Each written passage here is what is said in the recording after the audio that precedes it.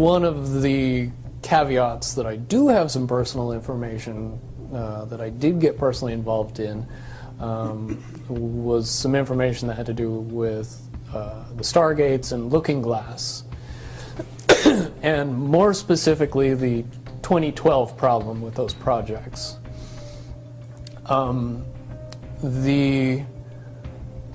I guess, popular opinion of what's out there right now is that the project was shut down because there was a problem when we approached 2012.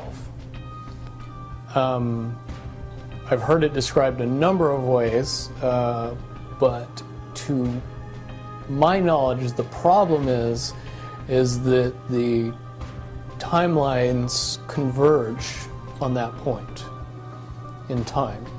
And when you know enough about the Stargate projects and the Looking Glass project to know that how string theory works and how the possibility of possibilities works and how making one choice over here doesn't necessarily mean that the other choice couldn't exist at the same time. But once you get your brain wrapped around this subject, you find out that at the end of 2012, in an easy way to put it, the choices that we make become less and less consequential to the future. And eventually we're pushed into this bottleneck of time, no matter which choice we make. And that's important to the people that had access to Looking Glass because they would use Looking Glass knowing the choices that they would make and the future would pop up. The big mistake was coming up with the possibility of future. And when we started using a computer to say, well, if we make this choice, it's 79% possible that this scenario happens, and 23% are possible, or whatever, you know, I'm using round numbers, that this scenario would happen. The understanding at the time was that was realistic. However, if you go down the road further and free will continues to exercise itself on this game, that 79% possibility sometimes changes very, very fast. But if you look at the situation in a point of time, it seems very realistic that that's the greatest possibility. What happened was people, very smart people, began to figure out that something big was coming up. Something that made it so all the possibilities of all the future scenarios of any choice, any possibility that was fed in and observed through the Looking Glass inherently ended up in the same future. And no decision and no possibility changed past a certain point. That's the big secret. Okay, so is that certainly 2012 in your understanding? It well coincides with December 21st, 2012. So at that point, all possibilities lead to the same timelines. Rubicon. All possible timelines lead to the same basic set of history in the future. And what is that history to you? Did you know that, or did you find that out? That is the big question.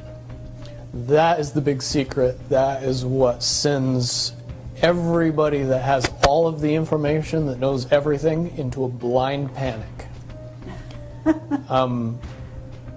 The people that know everything about Looking Glass, that have gotten all the reports and all the information, the elites of the world,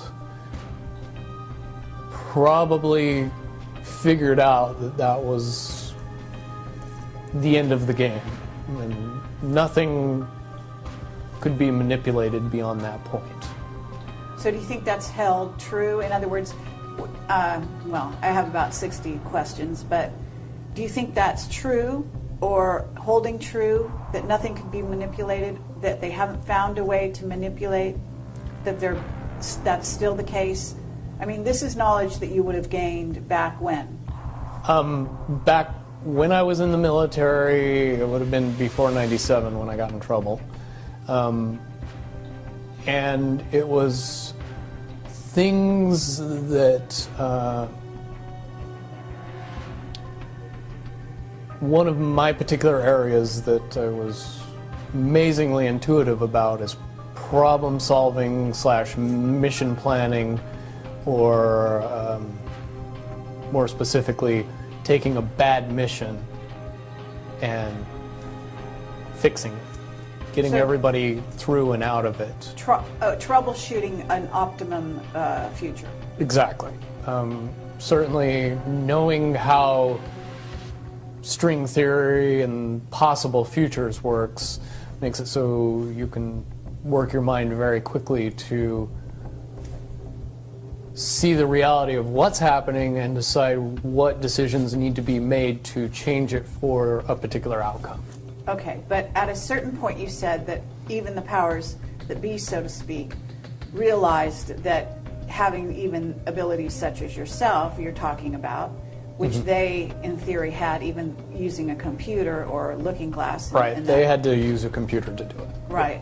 So in essence, but at a certain point, it's still an end game. It's still, they cannot go beyond a certain point. At a certain point, after they're done hearing the computer tell them, this is what's going to happen, over and over and over and over again, all they become focused on is, how do we fix it? Why? What is this that's going to happen? Do you know The that? inevitable contraction of the timelines. But what does that mean for this reality? Do you know that? I don't know that.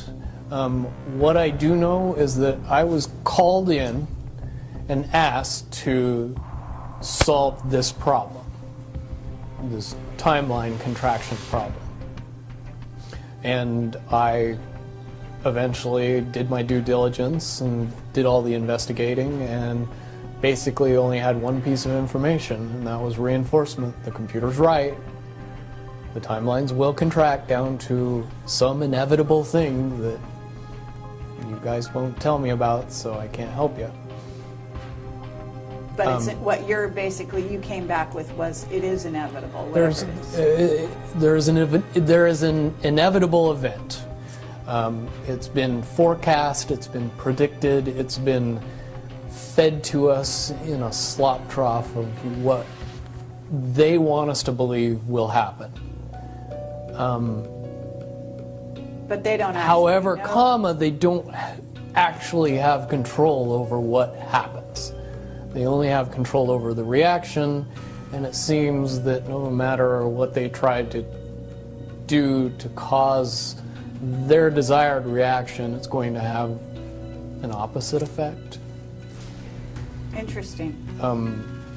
Now, it's much, much easier for me to explain today what that process is as opposed to back then.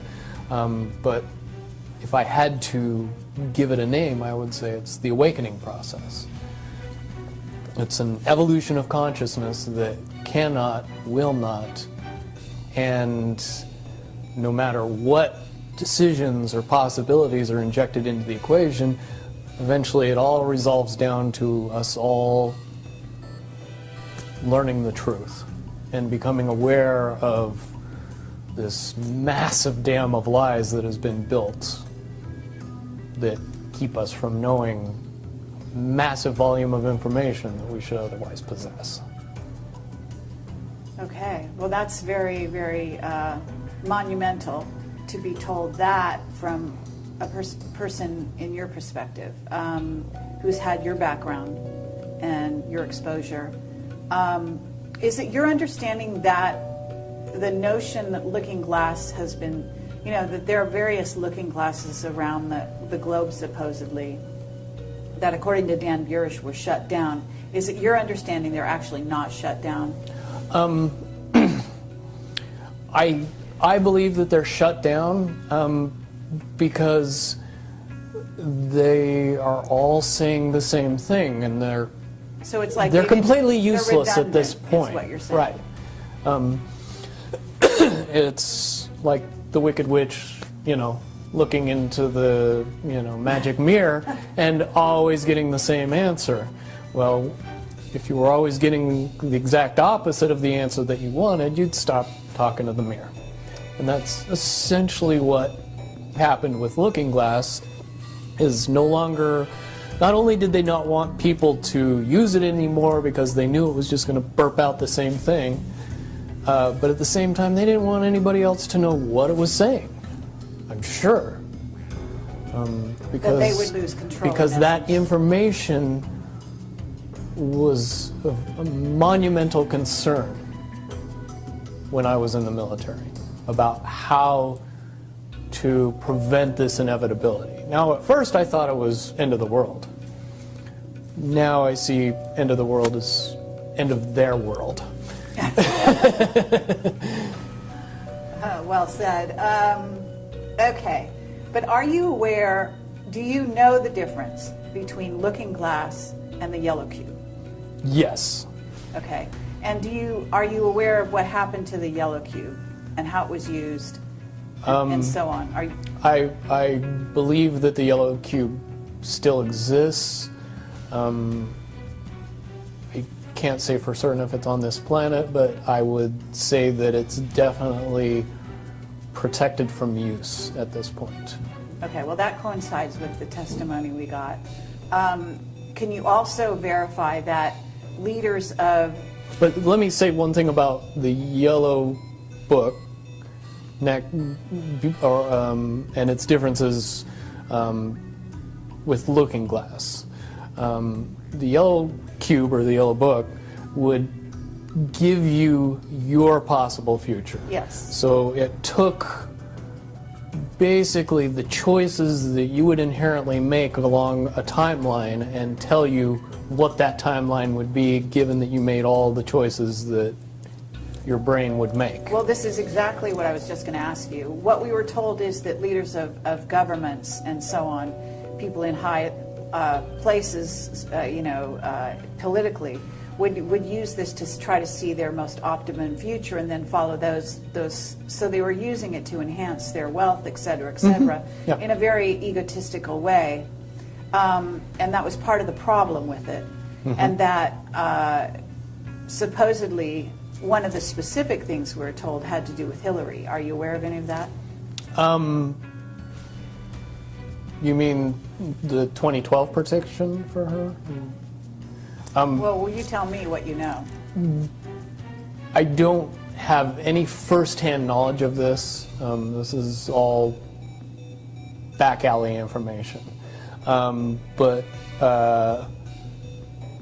one of the last predictions that was put out by the Yellow Cube was that, for all intents and purposes, and this is just my level of understanding, is that Hillary Clinton would be president in 2012. And when the Yellow Cube is involved, it leads me to question what I know about Looking Glass and string theory along with that. The first question that anybody that knew anything about the process would know is who was using the cube Right. when it made that prediction. If I knew that, then I could tell you why it would predict what it predicted. Wasn't there also an issue with, I'm not sure, but in using the Yellow Cube, Yellow Book, however you want to term it, that they actually had to use it through an intuitive who had a high vibration, had to be in the vicinity to, in a sense, be the go-between between the person who wanted to use the cube Right. and the cube itself. Because normally they didn't have the vibration necessary. Correct. And that is a process that would prevent anomalies from popping out in predictions. But it wouldn't completely. No, and I'll tell you why. If it was used properly by somebody that knew how to use it and could eliminate their thought process from the machine's effective use, it would be very easy to get an exact, what future holds. Right. However, anybody that has that ability would inherently know that that information could not be given and would be protected.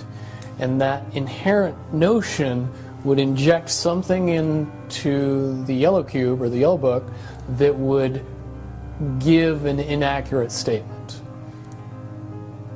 Just by the person that's using its intuition saying, if I tell the truth, it'll be bad. So the higher levels pick up on that, throw out a different scenario that Right. isn't the truth. It's in a sense the feedback loop gets dirtied somewhere along the line by exposure. And that's why those pieces of technology should have never been used by humanity in its current level of understanding. Because for all intents and purposes, the technology doesn't work right when we use it. Right, I totally get that. Okay, so to get back to Looking Glass and the features that they do converge, and the notion of, is there anything else that you can tell us, that you would want to tell us about that and the rest of the laundry list of sort of information that you had directly to either for yourself or through someone that you had vetted? The biggest cherry on top of all this conversation would be a synopsis to say that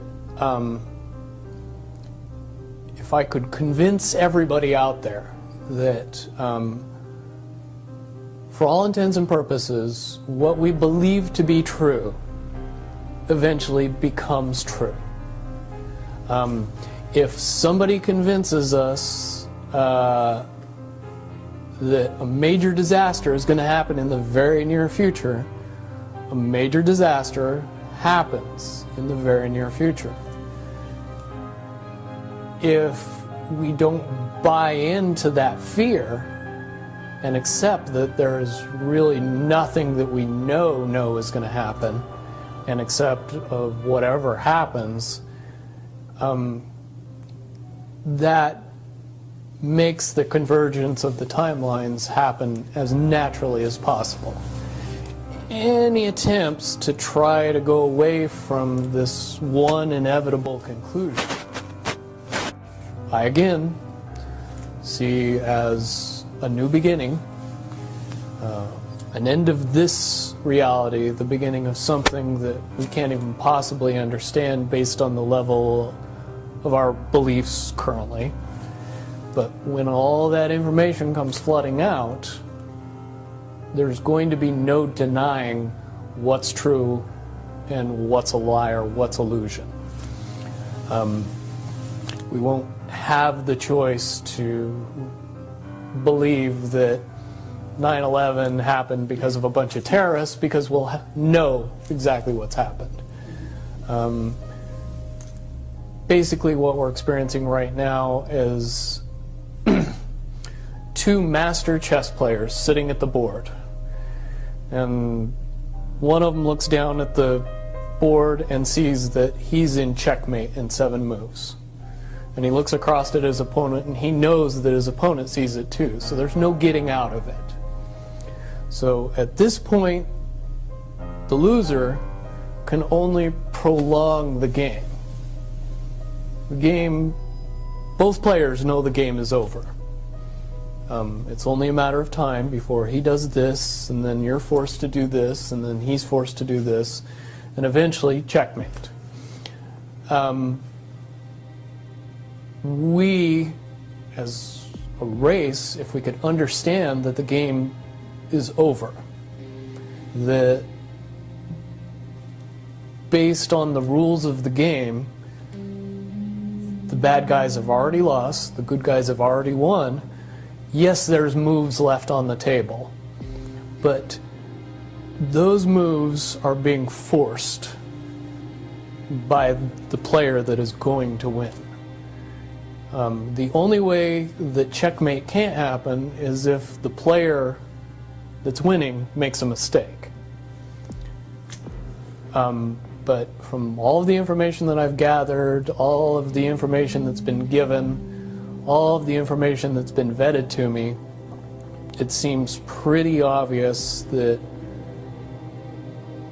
the good guy player on the side of the chessboard knows exactly what has to be done to win the game.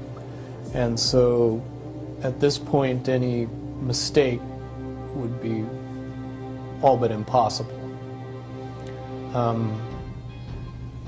But again, you really have to understand the game to know that the guy that's losing is lost.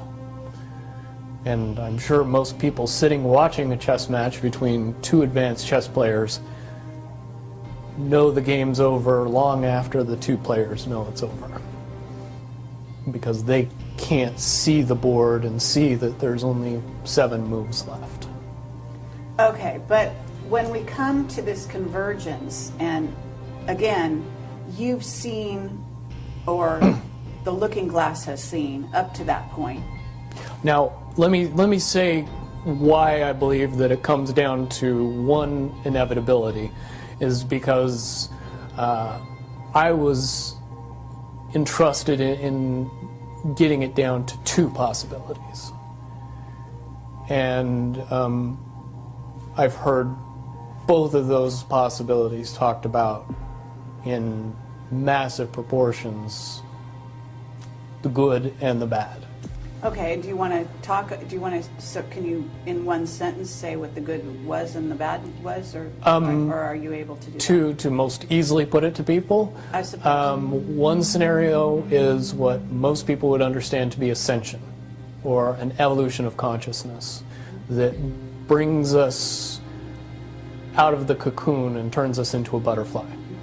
Timeline 2 is some kind of major global catastrophe that drives most of us underground and leaves a few of us on top to fend for ourselves. Very well put. Okay, so I would imagine, and you can... But I would also like to point it out that they call Timeline 2 Timeline 2. It seemed very odd to me that even back then it was identified as not 1. And that Okay. one is the didn't ascension get one. talked about. Okay, 1 is the one that involves what in essence would be ascension, or moving into, from the cocoon to the butterfly. Okay, but I believe, based on what you're telling me, that they would have used a lot of people like you that had a proclivity for being able to see the future, to be what is a sort of an advanced psychic remote viewer, whatever you want to call that, and looking glass, to posit these potential futures, to go up to that point and to view it, and that you're just one of many. Wouldn't you agree? I would agree. And back in 1991, when I began my little adventure in the military, I would say that it was pretty obvious that there wasn't very many of us. However, you go 20 years into the future and you find out that it's coming to the point where there's a lot of people that have that ability, that are inherently realizing that ability, and are able, through some unknown extraordinary means, to develop that ability inside themselves without any outside help or assistance. And it's quite obvious that as far as advanced intellectual abilities, as far as simple intelligence levels, and cognitive skills of the human race has increased exponentially in the past 20 years. And people that were 10 years old in 1991 are now 30 years old and fully awake and conscious of this burning inside that says, I am a lot more than what I see in the mirror. Absolutely. Okay. I do have a question in regard to what the military-industrial complex has been working on. Because with the knowledge that you say they have, assuming that they have this level of knowledge that you're talking about, right? In other words, of the timelines converging and the fact that there was going to be something. And I don't know if you saw the movie or the TV show Fast Forward. I mean, but there's been so many possible, scenarios in that regard. But one of the things that goes on is they are very busy building underground bases, supposedly underground cities. And so they seem to be hedging their bets for the negative timeline and putting their emphasis there. And would you say that that is because why would somebody want something negative to come true? Well, of course, the Illuminati have a program that they're working on in that regard. But basically, the sort of well-meaning military that just goes after contingencies, and is just working towards a future that they want to prevent or deal with when it comes. Can you explain why they have been hedging their bets to such a degree on the negative? It's very simple. They're insane. And beyond insane, they have literally deluded themselves into believing that they can somehow manage to get away with what they're trying to get away with. There is a distinct lack of reality in that thinking. Okay, what about the notion that CERN, for example, is engaged in trying to beat that game, as you call it? I would say, look at the problems CERN has had. The crazy little things that have kept that project from moving forward.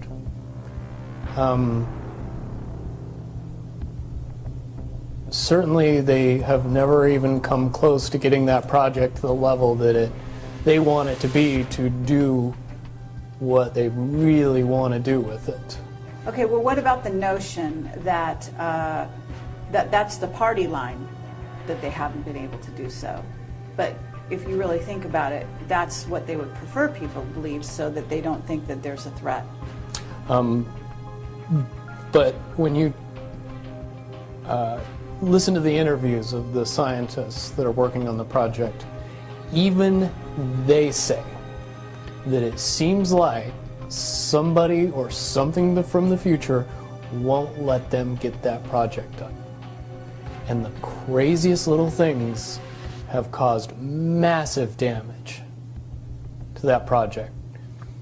And when you get the foremost thinker in string theory saying, yeah, I don't think we're going to do it because I don't think fate wants us to do it, that says something about a scientist. Okay, so, well, thank you very much. I think that at this point we're going to have to close this down unless there's any other things that you think that we haven't covered or that we could possibly touch on that you want out there. No, I don't think we'd get any further tonight. Certainly from what I know, the questions will come out and be more than happy to do a live feed after that and then answer any questions that anybody comes up with from this interview. Wonderful. All right. Well, thank you very much, Bill Wood, for your service to humanity. Well, hopefully I can get everybody else working towards that goal as well. Absolutely. Well, apparently, regardless of which way they work, the convergence will happen. Yeah, there's a certain element of pain that we can reduce by just not accepting that we don't have choices in the matter. And sitting back and waiting for the aliens to fix everything isn't going to help. Absolutely. If we are inevitably coming to a rising consciousness, we should start trying to elevate our consciousness as fast as humanly possible and make that transition a lot easier when it comes.